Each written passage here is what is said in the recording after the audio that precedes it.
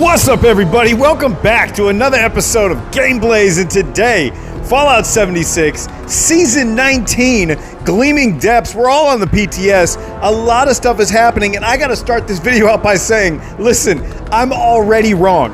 I'm already wrong. It's way too early to be wrong. It's too early in the morning. I can't handle this. Here's what happened. I made a 30-minute video about Gleaming Depths, and almost everything I said about it is already wrong. And here I am making a new video about it, and this one's going out. So if this one's wrong, yo, listen, this is the PTS. This is what Bethesda does to us.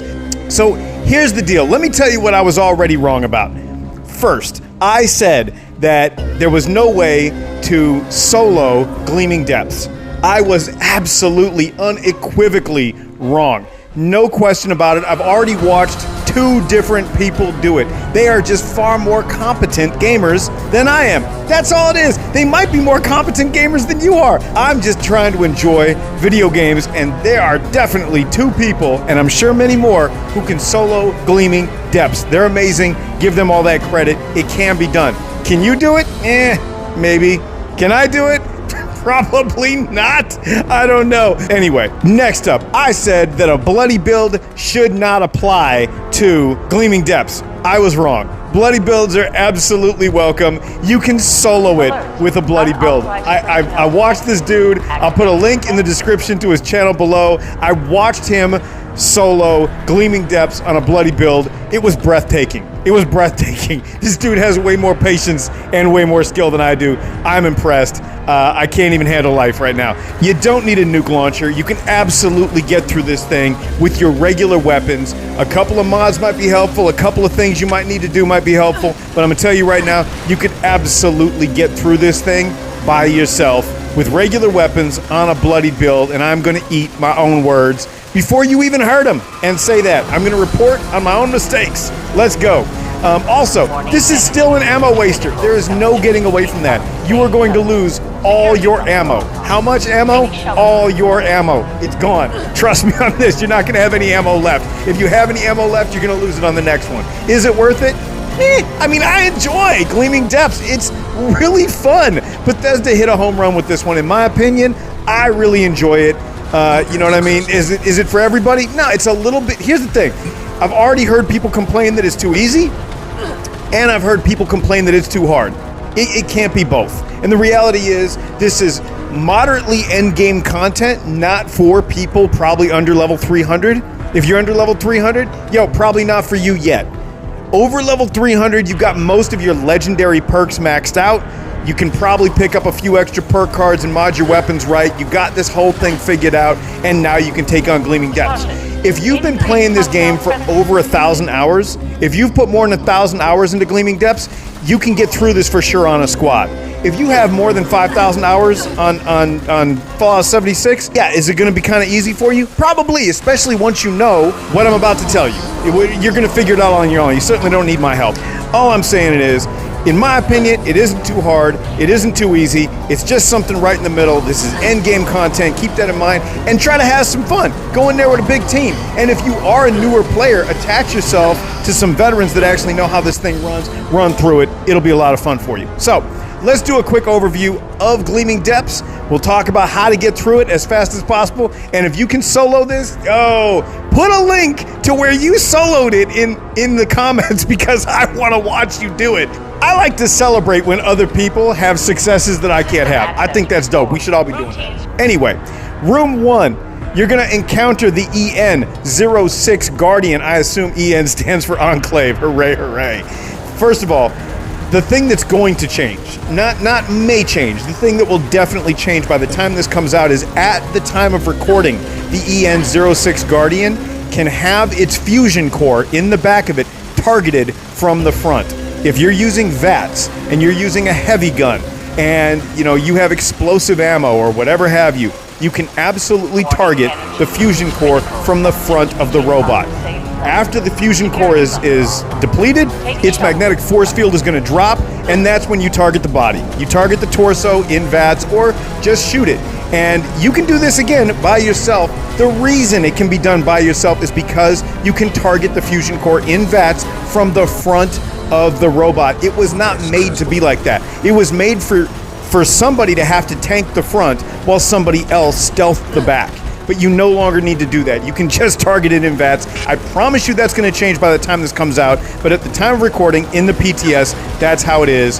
After you destroy the fusion core, or at least break the fusion core, which controls its magnetic force field, you can then shoot it in the chest or whatever have you, and then the room is going to heat up to repair the fusion core, which resets its field generator, its force field. So you're going to have to go into one of 3 rooms. Now, once you hide inside that room, and the system resets, the doors are going to blow off and that room can never be used again. So you only have 3 rooms, which means this is a timed event once you break the fusion core on the back of its body. Anyway, so once you're done with him, the back of EN06 Guardian's room, there's another door. You're going to go through there. We're going to go a little further down, and we're going to come into what Bethesda is referring to as the Enclave Command Center.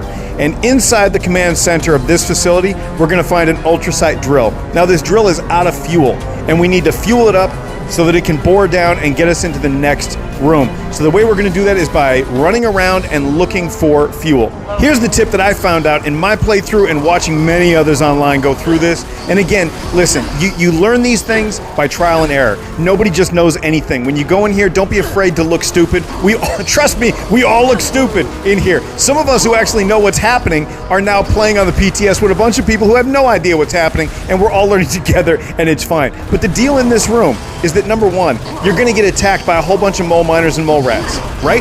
But the mole miners are more likely to follow you and not go attack the drill. So while it makes sense for somebody to stand out front, as I said in my original video, and shoot all the mole miners, I am now retracting that and saying that is not the best move. Right now, the best move is for everybody to go into the tunnels, find fuel, come back, and fuel up the drill, and hit go, and send that drill down. The mole miners will follow you. Some of them will attack the drill, but the drill can be repaired. So don't worry nearly as much about the drill. Worry more about finding the fuel. Probably don't have somebody stand out front. If I'm being completely honest, don't have someone stand out front shooting all the mole miners as they come towards the drill. In my personal opinion, I think that's the wrong move now. After watching enough people do this, just go get the fuel, come back out, fuel up the drill. If there's 4 of you, you guys can get this fuel pretty dang fast. Now, I want to warn you that in the back of this area, there's a bunch of stealth mole miners that can one-shot you and you will die. These guys one-shot you, boom, you're done. So, don't want that. Stealth boys help for sure. And again, you're going to notice that between each room, there's a full setup, you know, armor workbench, the whole bit, blah, blah, blah. But really, that's so that you can change your loadout. Get the hell out of room 2 and get your way down to what they're referring to in this game as the Enclave Research Lab. Now, inside the Enclave Research Lab, we've got 3 members of what they're referring to as the Enclave Epsilon Squad. And this is Bloodhound, Lynx, and Vulture. Okay, these guys basically look like Frank Horgan, and if you don't know who Frank Horgan is, he was the big bad guy from Fallout 2 at the very end of the game. He was a soldier in the Enclave. They got experimented on and tested on and turned into essentially a super mutant, even though he would never refer to himself that way.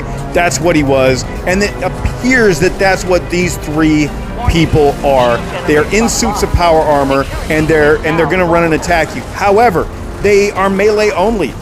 And they're real slow, so you don't have to worry about them attacking you quite so much. Yeah, so the deal is, you've got a bunch of shield generators that are operating throughout the facility. There's 3 of them, and you're going to have to find each one of them and destroy them before you can attack the squad. Now, there are Enclave iBots running around the facility, not attacking you, but simply trying to fix the generators. And once the generators are fixed, the shields come back up, and now you can no longer attack these guys. But again, they're doing melee, so as long as they're not following you into the generator room, it's pretty simple to run back there, blow the generator up, kill the iBots. Using VATS helps amazingly here. VATS is super important, to me at least, in this endeavor. And then you go back and you take out Bloodhound, Lynx, and Vulture. Now, remember Vulture, because we will eventually be getting his power armor later on. All right, after you destroy the generators and after you drop the shields, you're definitely going to kill all these Frank Horgans, and then we're going to move on to room 4. First level, on the back, up the stairs, you're going to find a room, or a door in room 3, the research lab, that's going to take you down to what Bethesda is referring to as the Gleaming Depths. It is the Ultrasite room. This is where they were studying Ultrasite. The Enclave studied Ultrasite in this room, according to the lore, and we're going to get way into that later on in a different video. But right now, here's what you need to know. This room includes a whole bunch of Ultrasite crystals shooting up out of the floor, and once you get in there, there's going to be a security lockdown in place. A bunch of really pissed off animals from around the wasteland are going to charge in at you, and these include everything from cave crickets to death claws and everything in between. So you're going to have to shoot at them, but you're going to find that they all have shields, and nothing you do will hurt them. The only time that shooting them helps is to get them to follow you, and if you have a vampire mod on your weapon, shooting them will actually increase your health. So those are the two times that shooting them is actually helpful. The goal is to get them near to an Ultrasite crystal, shoot the crystal, and when the crystals explode, it emanates in a blast radius, and as long as they are within that blast radius, it will take down part or all of their life, and that's how you destroy them. Once they are all destroyed, the security lockdown lifts, and everything opens up again, and there is a door in the back, like always, that takes you in to room 5, which is the Ultrasite Terror, the giant snake, and we are just going to tank this guy. That's what it is. That's what it is. Can you do this with one person? Yes. I've watched it happen. Is it polite and simple? Hell no. You got to attack the hell out of this guy, and you better do it and do it fast. So again, my recommendation, definitely bring a heavy gun. Definitely make sure you have VATS. And then definitely shoot this guy in the face a whole bunch. Once you defeat the Ultrasite Terror, you are going to be magically teleported by the wizards at Bethesda out to base camp, which is the camp that's right in front of the fissure site that we are referring to as Gleaming Depths. All right, so now that we're actually through all that, what are you going to get out of this? Because you're going to waste all your bullets. I mean all of them. How many of them? Fucking all of them. They're all gone. All your bullets are gone. Are you going to get a bunch of bullets back? Honestly, not really. But you are going to get some rewards and plans, and I'm all for it. I'm here for this. So first, we're going to talk about armor. Then we're going to talk about camp objects, and then we're going to talk about weapons. Those are the three big things that I see popping up, so let's get into it real quick. Okay, first off, you have the Enclave Squad Epsilon armor paint, and there's 2 different paints for 2 different armor sets. I'll throw those up on the screen real quick. That's what you got. Number 2, you're going to get the Secret Operative Under Armor. Okay, and then number 3, we have the Vulcan Power Armor set. This is not mods, this is not paint, this is not a skin. This is the Vulcan Power Armor set. All right, reward set number 2, we got camp objects. First, we got 6 raid trophies, and we have the Ultrasite generator. As far as the raid trophies are concerned, you have the Guardian trophy, you have the Epsilon Squad trophy, you have the Epsilon Squad tank trophy, you have the Mole Miner Stalker trophy, you have the Tunnel Drill trophy, and you have the Ultrasite Terror trophy. That's what we're going to get out of this. Now, all right, now moving on to our last part of the rewards, we're coming to weapons. Now, there are 9 of these. Now, you can either be rewarded the weapon itself, or you can be rewarded the plan. The weapons are Boiling Point, Cauterizer, Drill Fist, the Drill Fist Ultrasite Bits. And I don't think that's an actual weapon. I'm obviously assuming that that goes along with the Drill Fist. So let's call it 8. Anyway, Flatliner, the Lickety Split, the Resolve Breaker, the Ultrasite Terror Sword, and the Valkyrie. Now, I got the Lickety Split, and I got the Resolve Breaker. I have not tested out the Resolve Breaker yet, but I have extensively looked at the Lickety Split, and let me tell you, this thing kicks ass. I am super motivated for this. All right, y'all, and that's what I got today for Gleaming Depths from Season 19. That's the system, that's the rooms, that's the raid, and these are the rewards. So I'm going to tell you right now, we're going to have to get into a lot more of this later because Season 19 is bringing the Enclave back in a very big way. I'm going to get out of here, but I'm going to check in with you guys next time, and I'll see you later. Peace.